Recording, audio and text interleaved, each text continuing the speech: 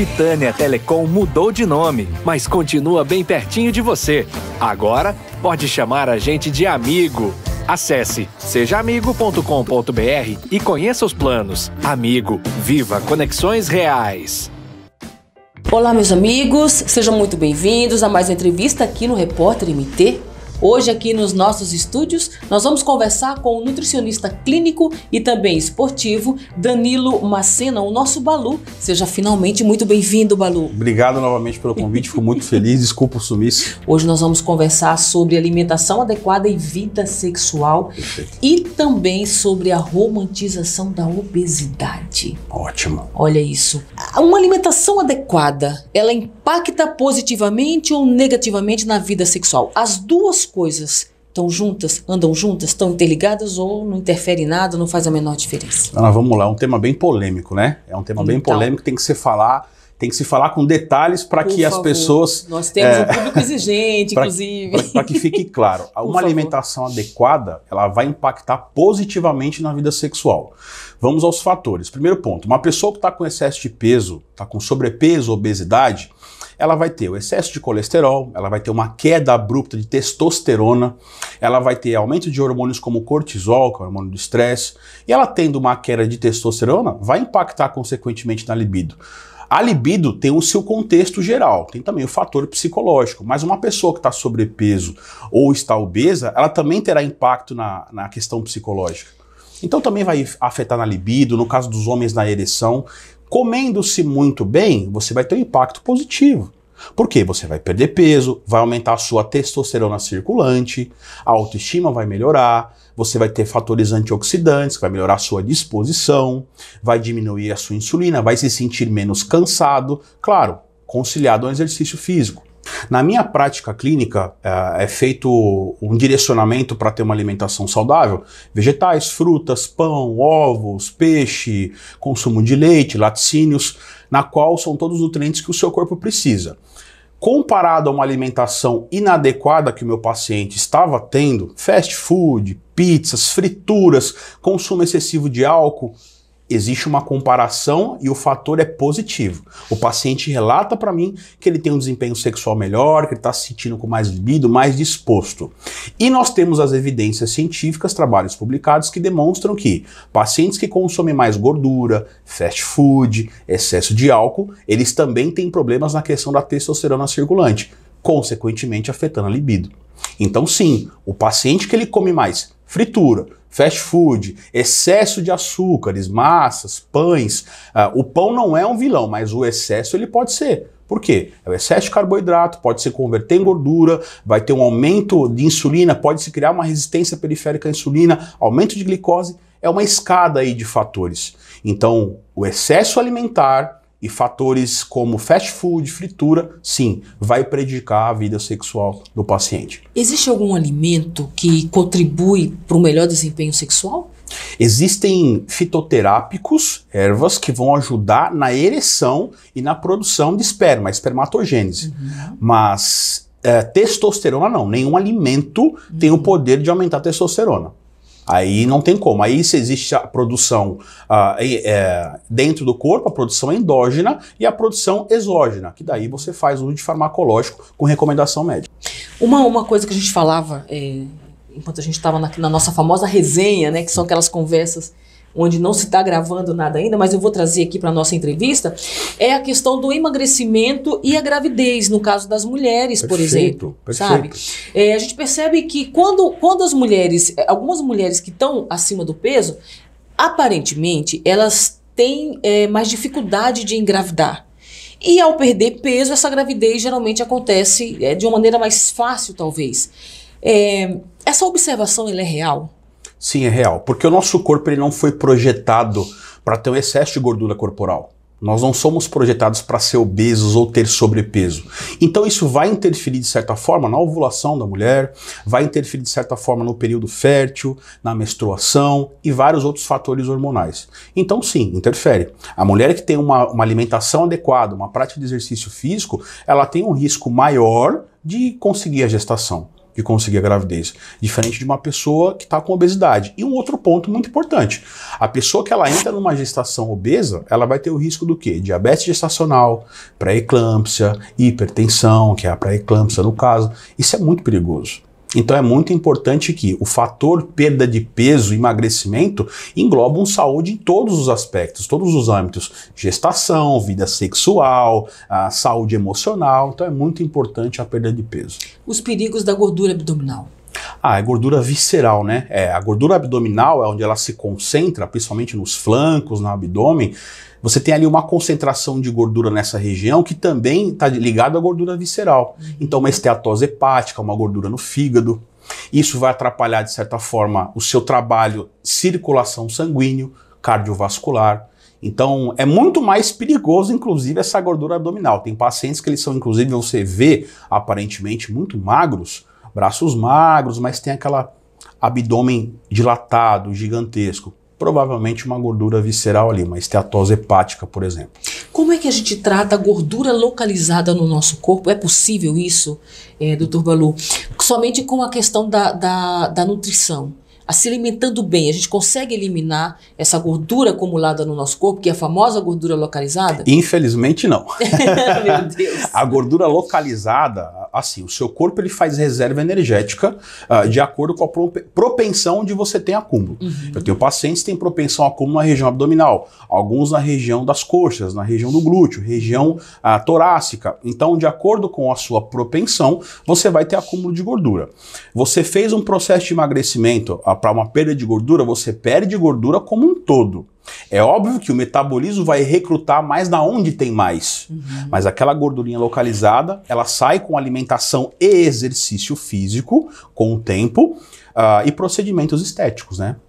Que vai trabalhar mais essa região localizada. A gente está falando aqui de alimentação, de vida sexual, e aí a gente tem uma questão que também não está distante disso, que é essa romantização da obesidade. Perfeito, excelente pergunta. A pessoa obesa, ela pode ser saudável ou ela é saudável? Vamos lá, mais um tema polêmico, né?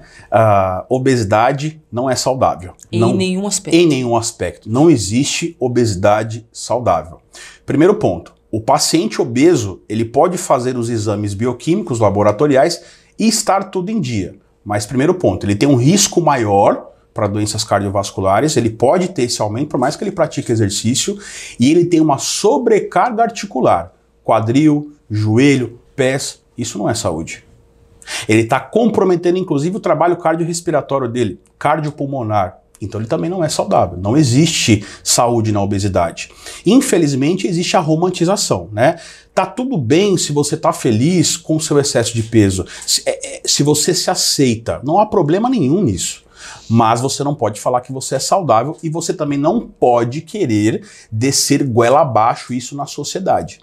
Porque você está descendo goela abaixo um padrão que não é de saúde. E nós buscamos saúde para inclusive ter tempo de vida.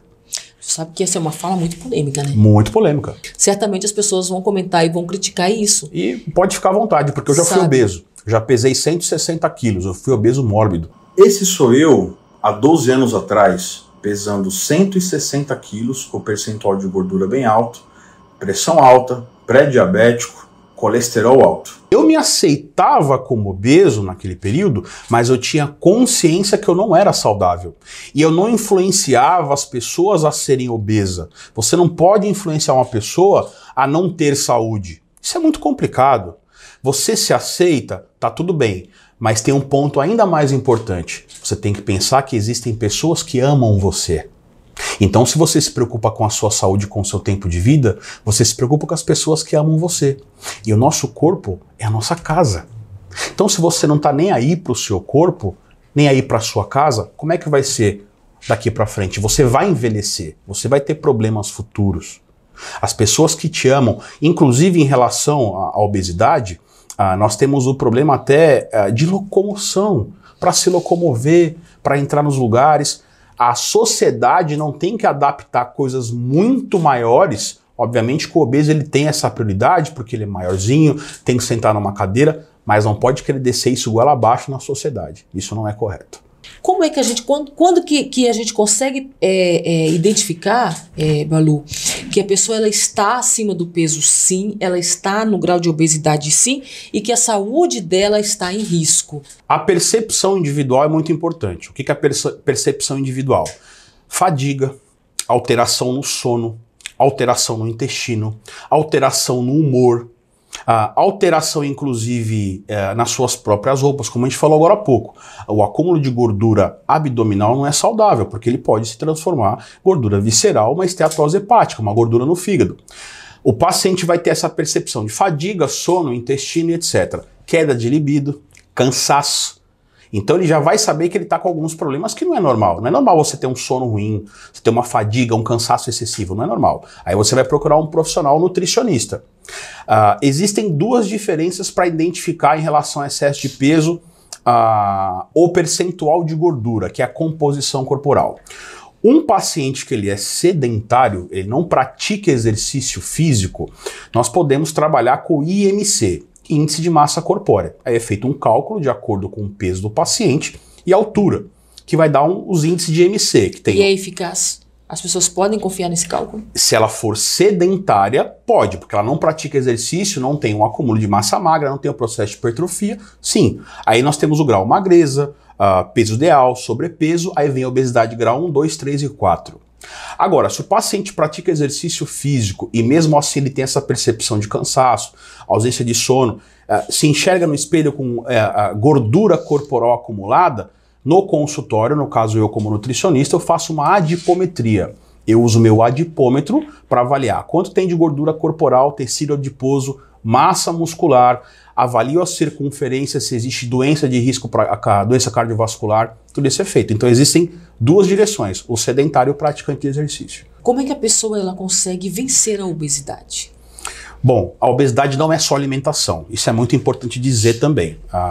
Eu escuto algumas pessoas dizerem, o paciente obeso ele é preguiçoso, ele é assim... Não, o obeso ele também tem alterações neurais, isso é normal, por conta do excesso de peso.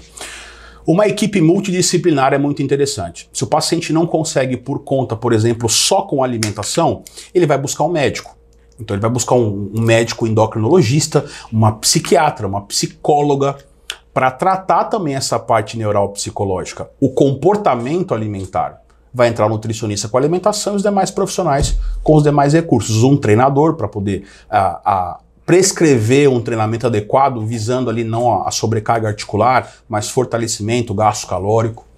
Doutor Balu, das pessoas que o senhor atende ali, dos seus pacientes, quais são as suas percepções? As pessoas, quando elas vão até o consultório do Balu, elas vão procurando ter uma vida mais saudável, mais saúde, ou para melhorar o desempenho sexual delas? Ou é o conjunto Aqui em Mato Grosso, até então não tinha um profissional nutricionista que falava de vida sexual, né? Eu fui o primeiro, né? Exatamente. Inclusive a falar sobre esse tema, porque eu resolvi falar de algo que interfere sim, pessoa com uma alimentação, perda de peso, e nós falamos agora. Porque é algo que é perceptível, a própria pessoa percebe, mas ninguém toca nesse assunto, às vezes por um certo tabu, né? Exato, porque aí, Ana, o que vai acontecer? O paciente ele chegou no meu consultório, é feito uma anamnese, e eu pergunto sobre libido, vida sexual, cansaço excessivo.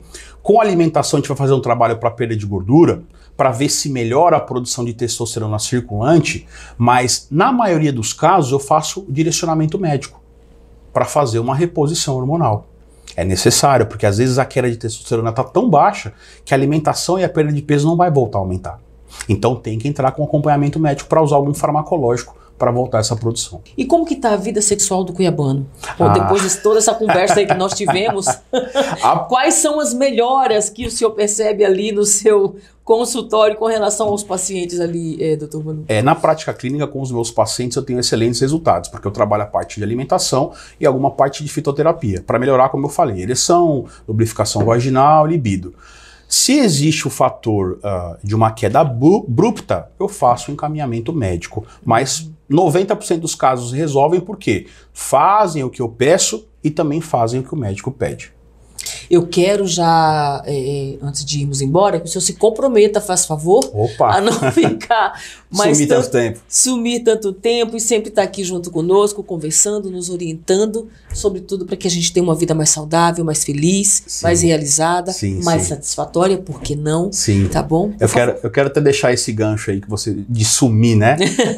Por mais que eu seja nutricionista, eu também sou mentor de nutricionistas. Pois é, você tá com os projetos bacanas. Fala um pouquinho pra gente. Eu mentoro nutricionistas agora. Nutricionistas que, de certa forma, tiveram ali uma estagnação na carreira, não conseguem melhorar o seu faturamento, tem dificuldades em fazer marketing, posicionamento, atendimento em consultório. Esse é o meu trabalho fora da nutrição. Eu mentoro os nutricionistas. E sou palestrante, né? Vai ter um evento agora dia 23 de setembro aqui em Cuiabá, na qual eu e mais 5 palestrantes vai ser uma primeira imersão de saúde em Cuiabá. Vamos falar sobre vários assuntos, dentre eles obesidade. Legal. Atendimento nutricional, esteroides, anabólicos, os hormônios, falar sobre testosterona. Vai ter 2 renomados aí profissionais de fora que vão vir palestrar para nós aí.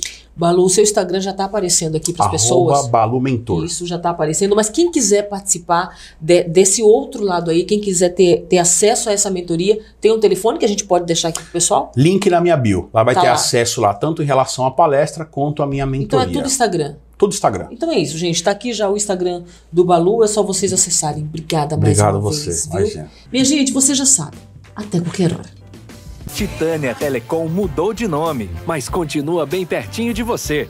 Agora, pode chamar a gente de amigo. Acesse sejaamigo.com.br e conheça os planos. Amigo, viva conexões reais.